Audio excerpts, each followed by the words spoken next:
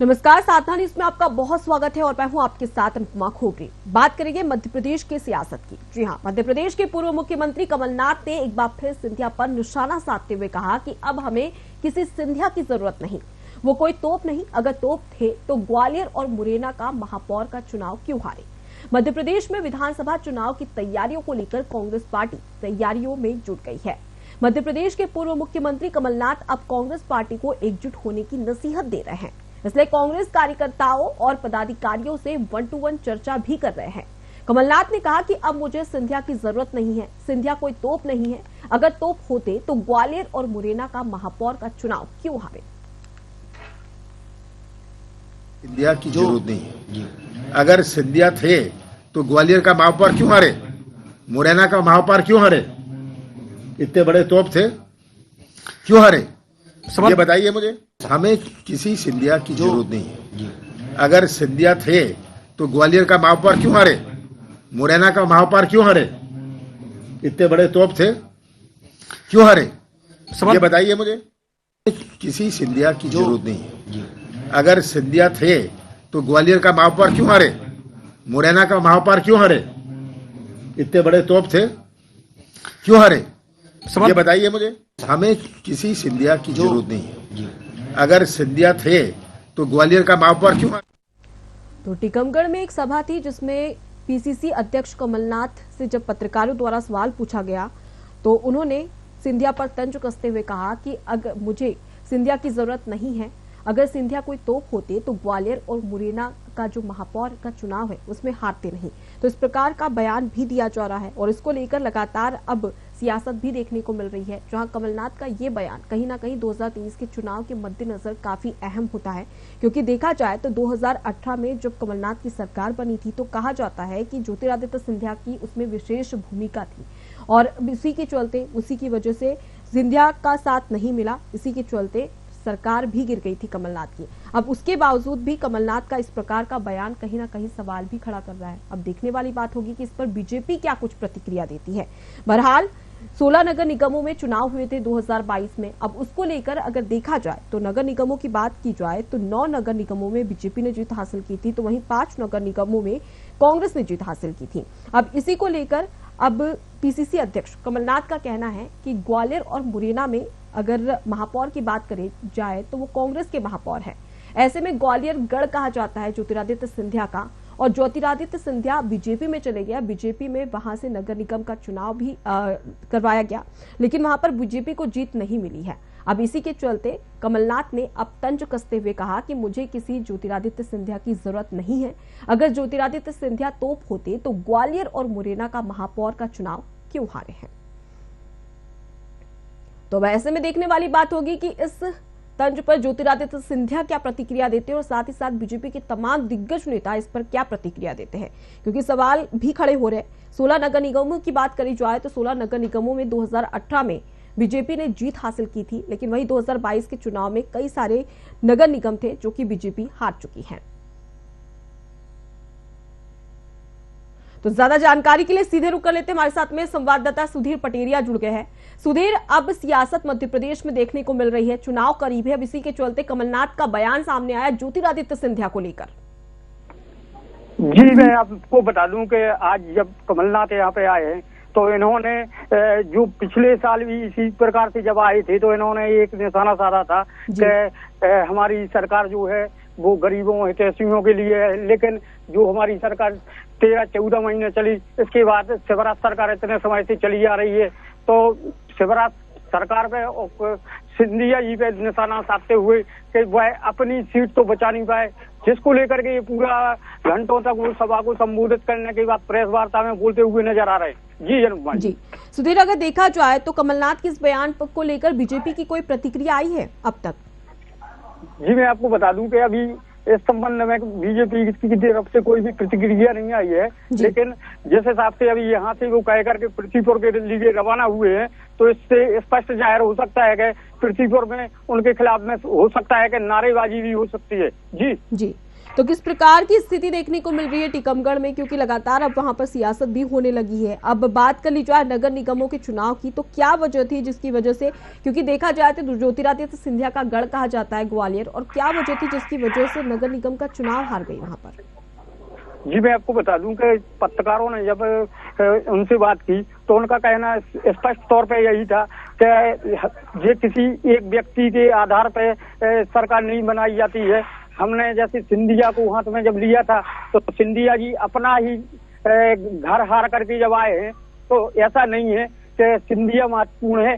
जो सरकार बनेगी वो जो हम अपने नेताओं को आगे ला करके करेंगे उस हिसाब से ही सरकार बनेगी। इसमें सिंधिया का कोई अस्तित्व नहीं है कि सिंधिया कांग्रेस में थे तो सरकार बनी, अगर सिंधिया नहीं है तो सरकार नहीं बनेगी। जी अगर बात की जाए ग्वालियर की, तो क्या कमलनाथ का इस प्रकार का बयान सिर्फ इसलिए सामने आया है क्योंकि ज्योतिरादित्य सिंधिया बीजेपी में शामिल हो गए हैं? क्योंकि इससे पहले अगर बीजेपी में शामिल होने से पहले की बात की जाए तो खुद कमलनाथ कई बार ज्योतिरादित्य सिंधिया की तारीफ करते नजर आते थे।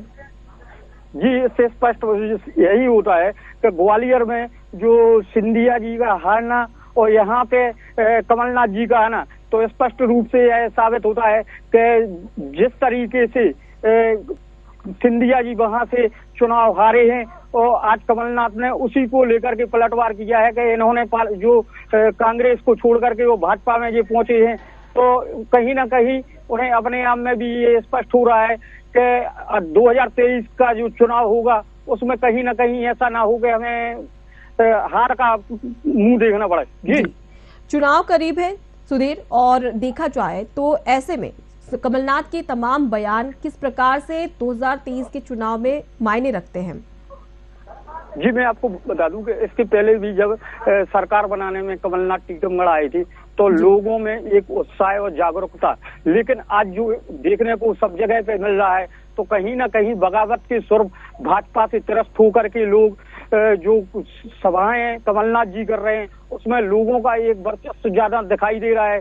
अगर इसी प्रकार से जैसे कांग्रेस के टाइम पे टिकट वितरण किया गया था, अगर बीजेपी में ऐसे ही टिकट होगा अगर वितरण किया जाएगा तो ये संभवता है कि कमलनाथ जी की फिर से यहाँ पे मध्य प्रदेश के मुख्यमंत्री बनने को लेकर के लोगों के प्रति जो जागरूकता दिखाई दे रही है, लोग उत्साह हो रहे हैं, तो कहीं ना कहीं 2023 के चुनाव में एक बड़ा संग्राम देखने को मिलेगा।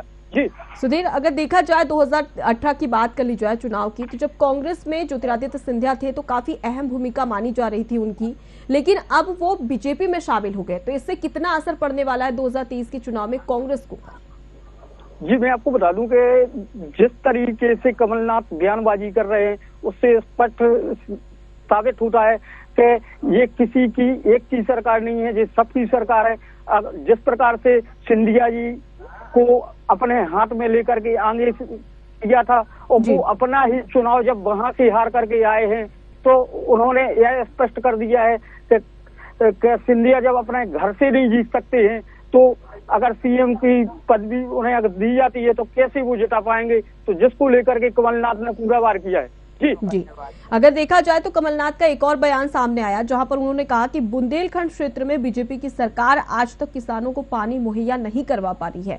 तो 1.5 साल का समय तो कमलनाथ को भी मिला था, और उससे पहले की बीजेपी की सरकार से पहले अगर बात कर ली जाए तो कांग्रेस की सरकार थी, तब क्या किया था कांग्रेस के द्वारा? जी मैं आपको बता दूं कि जिस प्रकार से कमलनाथ ने बयानबाजी की है कि मैंने 18 महीने में जितना किया है लोगों के कर्ज माफी को लेकर के, पलायन को लेकर के, लोगों तक पानी पहुंचाने को, लेकिन इनकी 15 साल से जो सरकार चल रही है बीजेपी की, इन्होंने क्या किया है? जो लोगों को भर्तियां होनी थी, जहां पे शिक्षाकर्मी ले लो या नई नियुक्तियां ले लो, तो इनको लेकर के केवल ये बातों के वो कर रहे हैं, केवल आश्वासन देते हैं। चुनाव की घड़ी आती है तो केवल आश्वासन ही देते हैं, इसके अलावा केवल कहने को रह गए हैं शिवराज सिंह।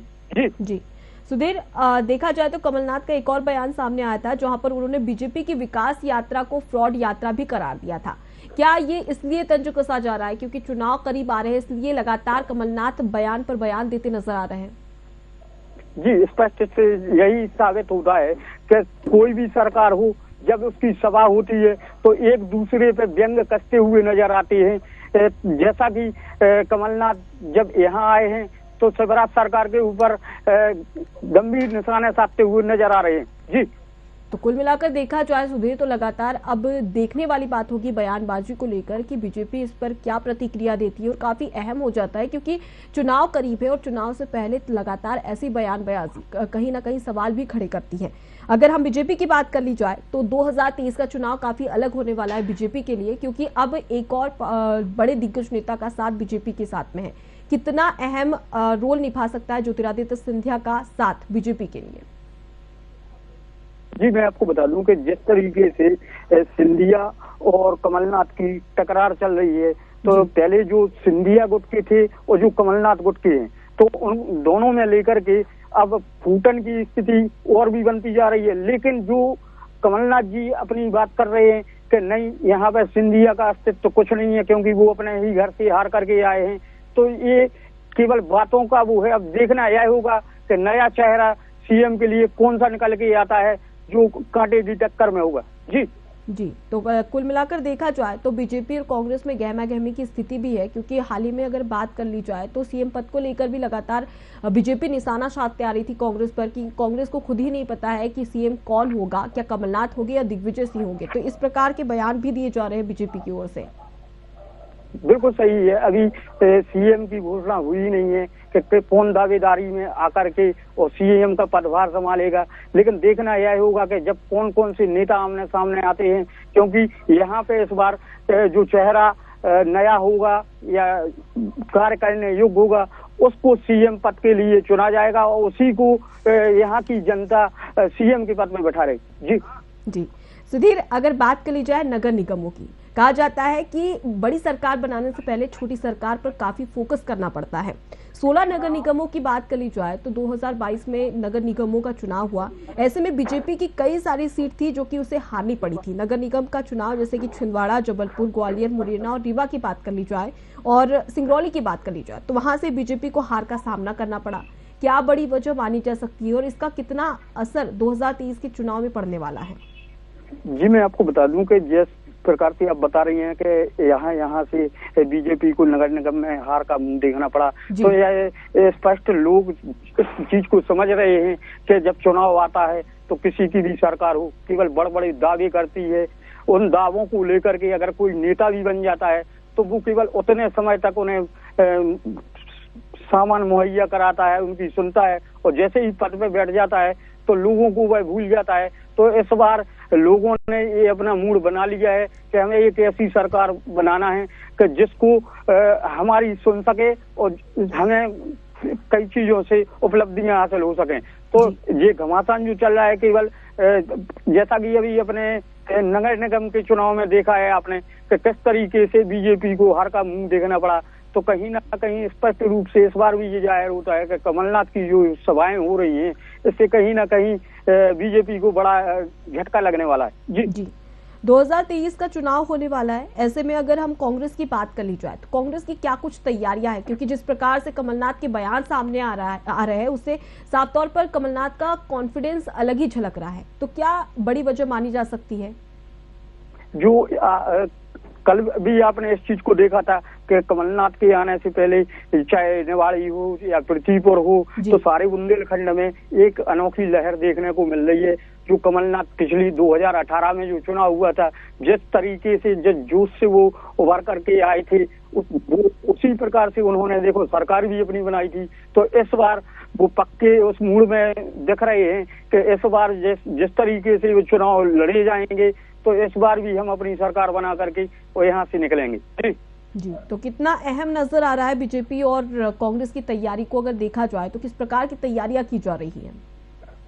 कांग्रेस के जितने भी दिग्गज नेता हैं यहाँ पे बाकायदा अभी से संपर्क साधने में लगे हुए हैं और एकजुटता दिखा करके आगे बढ़ने का काम कर रहे हैं। और अगर बीजेपी की बात कर ली जाए तो बीजेपी के नेता भी जगह जगह पर जाकर के अभी से जनसंपर्क करने लगे हैं अभी। लेकिन यह स्पष्ट नहीं कहा जा सकता है कि विधायक कौन होगा क्या होगा, लेकिन पार्टी में एकजुटता का काम जो दिख रहा है उससे स्पष्ट साबित होता है कि दोनों ही पार्टियां कांटे की कगार पे हैं और दोनों ही संघर्ष करने में लगी हुई। जी ज्योतिरादित्य सिंधिया की बात करें सुधीर, तो कांग्रेस का हाथ छूट गया और बीजेपी का साथ मिला है।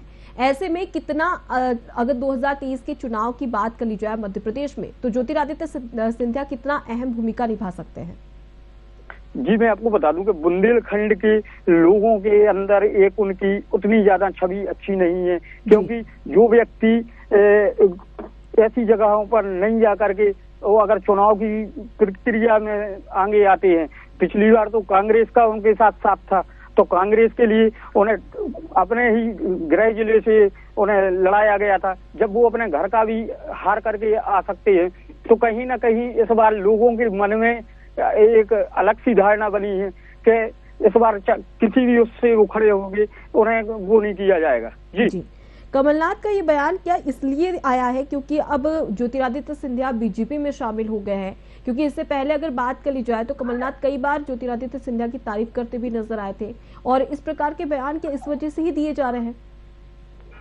जी, इससे स्पष्ट देखो, दोनों चीजें स्पष्ट सामने आती हुई दिखाई दे रही हैं कि एक समय जब सिंधिया जी कमलनाथ के करीबी माने जाते थे, जब इन्होंने कमलनाथ जी की सरकार गिराई तो ये एकजुटता और भेदभाव की भावना स्पष्ट रूप से दिखाई दे रही है कि कमलनाथ जी अपने सिंधिया जी पे वार कर रहे हैं, और अभी तक लेकिन इस मामले में सिंधिया जी ने कोई भी ऐसा जवाब कमलनाथ के प्रति नहीं दिया है कि जिस प्रकार से कमलनाथ जी को वो, लेकिन कमलनाथ जी सिंधिया जी के ऊपर जगह जगह निशाना साधते आ रहे हैं। जी, कुल मिलाकर देखा जाए तो कमलनाथ का ये बयान काफी अहम हो जाता है चुनाव के मद्देनजर, और अब ऐसे में देखने वाली बात होगी कि इस पर बीजेपी की क्या प्रतिक्रिया आती है।